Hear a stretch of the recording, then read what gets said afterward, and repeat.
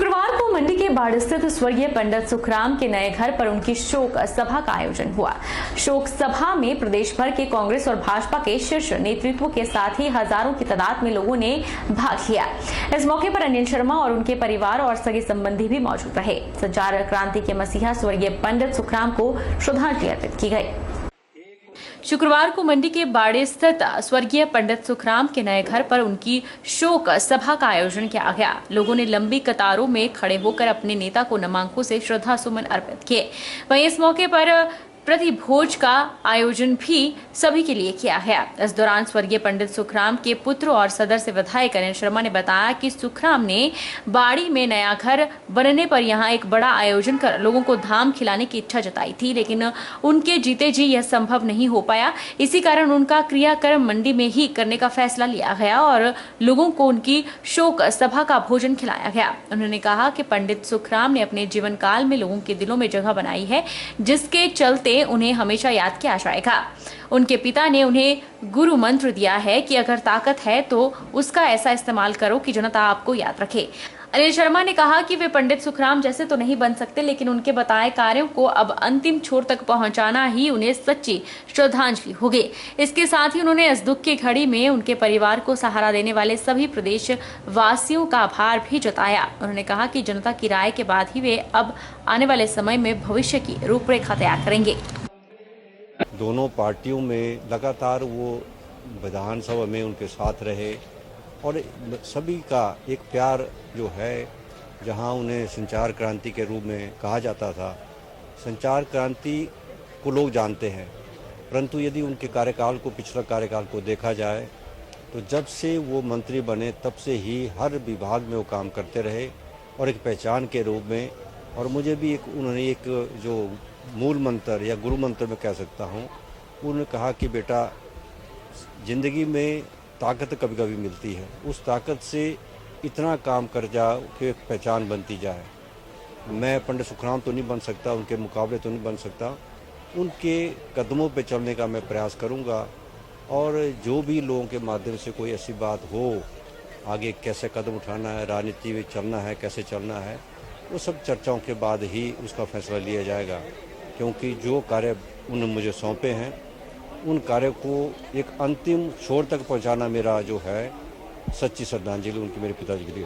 नूरपुर विधानसभा में पूर्व भाजपा संगठनात्मक जिला महामंत्री और समाजसेवी रणवीर सिंह निक्का ने कंडवाल में एक पत्रकार वार्ता की, जिसमें उन्होंने 22 मई को की जा रही परिवर्तन रैली के बारे में जानकारी दी। पूर्व भाजपा संगठनात्मक जिला महामंत्री रणवीर सिंह निक्का ने कहा कि 22 मई को जसूर में एक परिवर्तन रैली का आयोजन किया जा रहा है।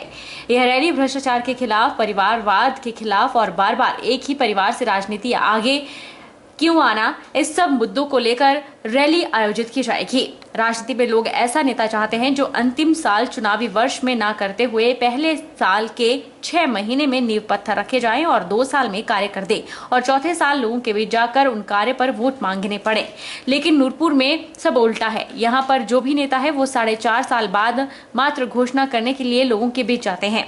अब नूरपुर की जनता समझ चुकी है कि अंतिम वर्ष घोषणा करके आते हैं, उसके 2 महीने बाद आचार संहिता लग जानी है और ठेकेदार भी काम नहीं लेते, क्योंकि उसे भी मालूम है कि आचार संहिता लगने पर उनकी पेमेंट फंस जानी है। इसलिए वो बदलाव के नाम पर परिवर्तन रैली, महारैली करने जा रहे हैं। नूरपुर में परिवर्तन किसके लिए करना है, वो 2 बातें मैं आपसे साझा करता हूँ। जहां से भ्रष्टाचार के खिलाफ हमारी लड़ाई है, उसको खत्म करना है, उसके लिए परिवर्तन चाहते हैं। जो परिवारवाद, बार बार एक ही परिवार से व्यक्ति क्यों आगे आए, परिवारवाद के खिलाफ जो हमने मुहिम जहां पर छेड़ी है, उसका परिवर्तन करना है। नूरपुर में जो लोगों को रोजगार के नाम पर ठगा गया, हर बार चाहे कांग्रेस की सरकार आई, बेरोजगारी भत्ते के नाम पर ठगा गया, चाहे अभी हमारे मौजूदा जहां पर विधायक मंत्री हैं, इंडस्ट्री के नाम पर नौजवानों को ठगा गया। जो योजना होती है, मैं एक छोटी सी बात कहूंगा, योजना होती है तो उसको धरातल पर 6-8 महीने, साल, 1.5 साल में लाना चाहिए, ना कि उसको योजना को लाने के लिए जैसे फिनासिंग प्रोजेक्ट है, 40 साल बीत गए, बहुत बुजुर्ग दुनिया छोड़ के भी चले गए।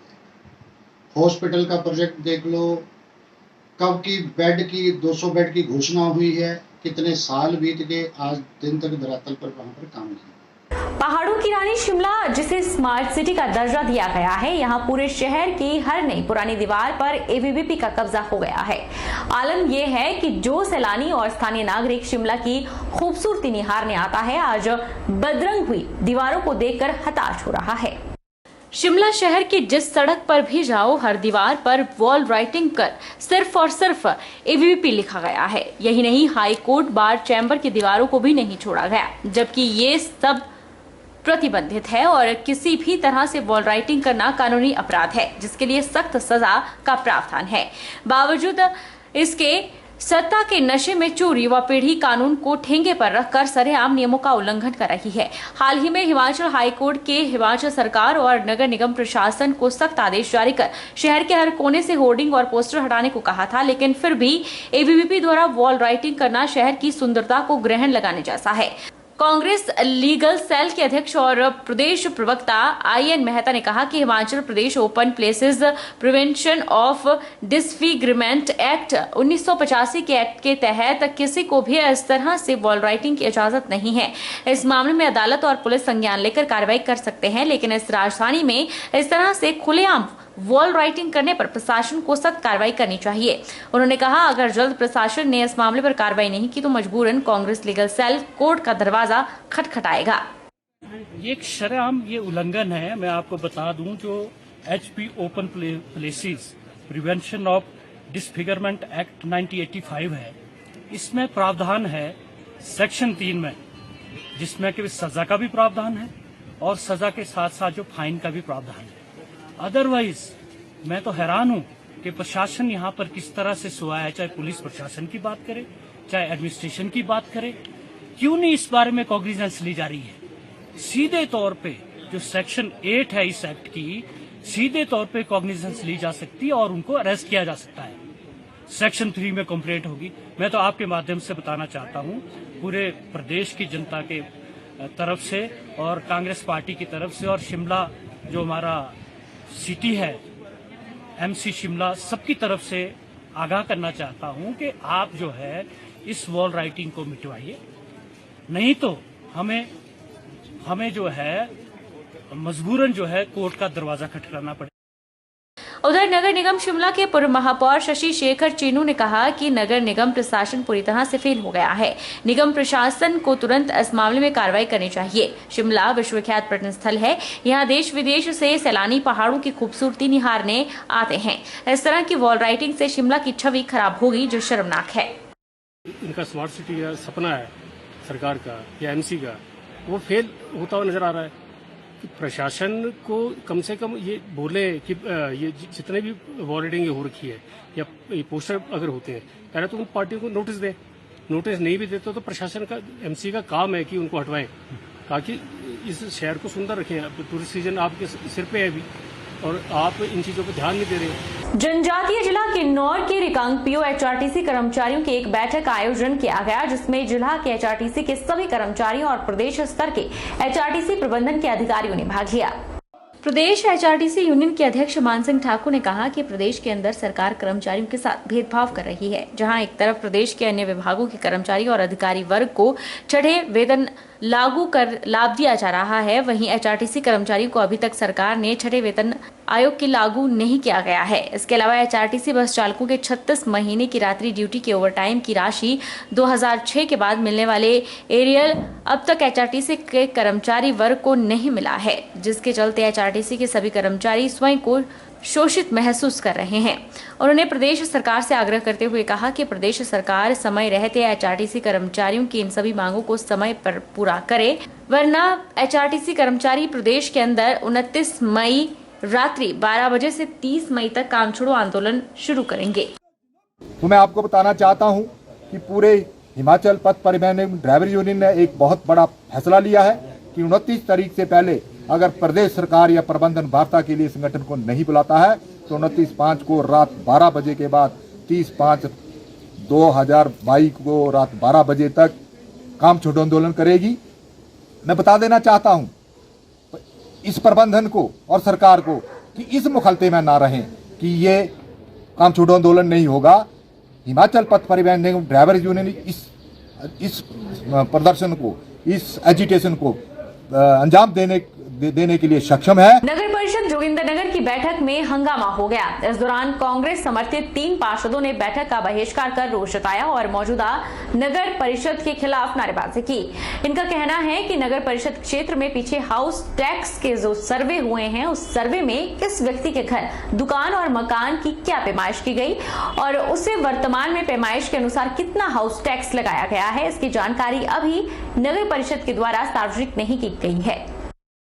नगर परिषद जोगिंद्रनगर की बैठक में हंगामा हो गया। कांग्रेस समर्थित पार्षदों अजय धरवाल, ममता कपूर और शीला ने नगर परिषद की हाउस की बैठक से विभिन्न मुद्दों को लेकर वॉकआउट किया। पूर्व नगर परिषद उपाध्यक्ष अजय धरवाल और पार्षदों ने कहा कि आज नगर परिषद की जनता पर हाउस टैक्स 16% की दर से लगाने की तैयारी भाजपा समर्थित नगर परिषद के द्वारा की जा रही है, जबकि पहले हाउस टैक्स 7.5% की दर से लिया जा रहा था।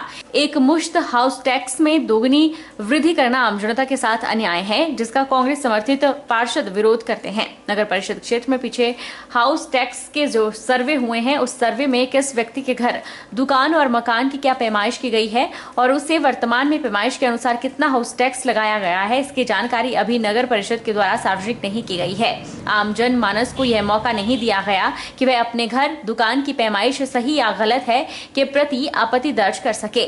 महंगाई के इस दौर में भाजपा समर्थित नगर परिषद आम जनता पर हाउस टैक्स का दोगुना बोझ डाल रही है और जनता की मुश्किलें बढ़ा रही है। सभी वार्डों में सफाई व्यवस्था चरमराई हुई है और कूड़े के ढेर यहाँ वहाँ लगे हुए हैं और नालियां भी गंदगी से भरी पड़ी है।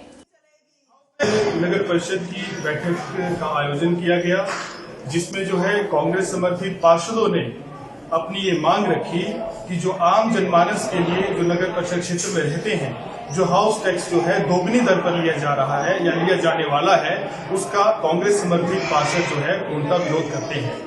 नगर परिषद में पहले 7.5% की दर पर जो है हाउस टैक्स जो है नगर परिषद के बाशिंदों से वसूला जा रहा था, लेकिन एक दम से और अचानक से उसमें दोगुनी वृद्धि कर उसको 16% करना, मैं समझता हूं कि ये आम आदमी, एक गरीब आदमी और एक दिहाड़ीदार आदमी जो अपनी दिहाड़ी कमाकर अपने परिवार का पालन पोषण इस शहर में करता है, उसके साथ है इस वर्तमान में भाजपा शासित नगर परिषद का एक बहुत बड़ा धोखा है। वक्त चला है छोटे से ब्रेक का। ब्रेक इस बार फौरन लौटेंगे, आप बने रहिए हमारे साथ।